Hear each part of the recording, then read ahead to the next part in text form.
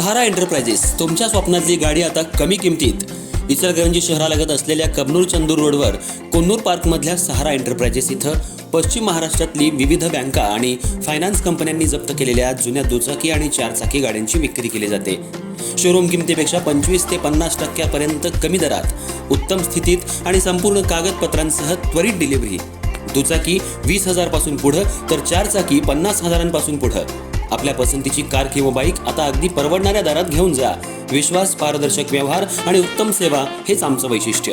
पत्ता Konnur park, Kabnur Chandur road, Ichalkaranji. Proprietor Rajubhai आजगर।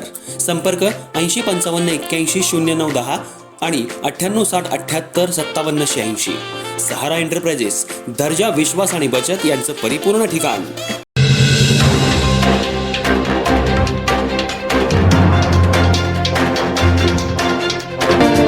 Mumbai इथं लोकप्रतिनिधीकडून डॉक्टरांवर झालेल्या मारहाणीच्या घटनेचे पडसाद आता इचलकरंजीत उमटले आहेत।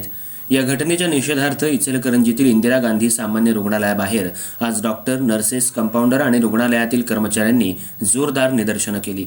यावेळी शासन आणि प्रशासनाच्या विरोधात घोषणाबाजी करण्यात आली।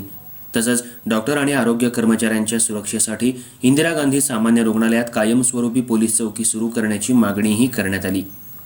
मुंबई इथं डॉक्टरांवर झालेल्या मारहाणीच्या घटनेच्या निषेधार्थ इचलकरंजीतील इंदिरा गांधी सामान्य रुग्णालय परिसरात आज डॉक्टर, सिस्टर असोसिएशन, कंपाऊंडर तसंच रुग्णालयातील विविध विभागातील कर्मचाऱ्यांनी एकत्र येत आंदोलन केलं। रुग्णालयाबाहेर जमलेल्या आंदोलकांनी शासन आणि प्रशासनाच्या निषेधार्थ घोषणाबाजी केली। डॉक्टरांवर वारंवार होणाऱ्या हल्ल्यांच्या घटनांमुळे आरोग्य कर्मचाऱ्यांमध्ये असुरक्षिततेची भावना निर्माण झाल्याचं यावेळी आंदोलकांनी सांगितलं। आंदोलनादरम्यान इंदिरा गांधी सामान्य रुग्णालयात कायमस्वरूपी पोलीस चौकी सुरू करण्यात यावी, डॉक्टर आणि आरोग्य कर्मचाऱ्यांना सुरक्षा उपलब्ध करून द्यावी, तसंच अशा प्रकारच्या हल्ल्यातील दोषींवर कठोर कारवाई करावी अशी मागणी करण्यात आली। या आंदोलनात डॉक्टर, नर्सेस, कंपाऊंडर, परिचारिका, तांत्रिक कर्मचारी आणि रुग्णालयातील अन्य कर्मचारी मोठ्या संख्येनं सहभागी झाले होते। आरोग्य सेवा देणाऱ्या कर्मचाऱ्यांवर होणारे हल्ले थांबवण्यासाठी सरकारनं ठोस उपाययोजना कराव्यात, अन्यथा भविष्यात आंदोलन अधिक तीव्र करण्याचा इशाराही यावेळी देण्यात आला। नोंदवण्यासाठी आयजीएम हॉस्पिटलच्या समोर आम्ही एकत्र जमलेलो आहोत।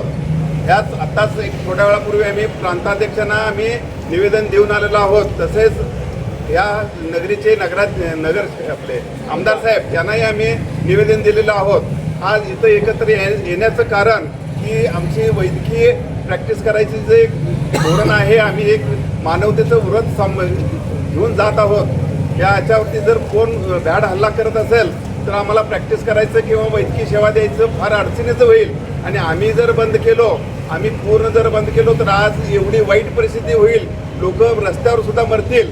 ते करायचं आम्हाला आमच्या डोक्यात नाही आहे, पण ती करायची पाळी या प्रशासनानं आम्हावर येऊ देऊ नये ही आमची भावना आहे। ह्या आमच्या भावना वरपर्यंत कळाव्यात यासाठी आम्ही आज एकत्र इथं आलेलो आहोत। तर तुम्ही पत्रकार बंधूंनी सुद्धा याचं योग्य ज्यांना निवेदन द्यायचं, ज्यांना पोचवायचं तिथं पोचवा। याला बऱ्यापैकी मीडियामध्ये सोडा आणि आम्हाला योग्य न्याय मिळावा हीच आमची भावना आहे।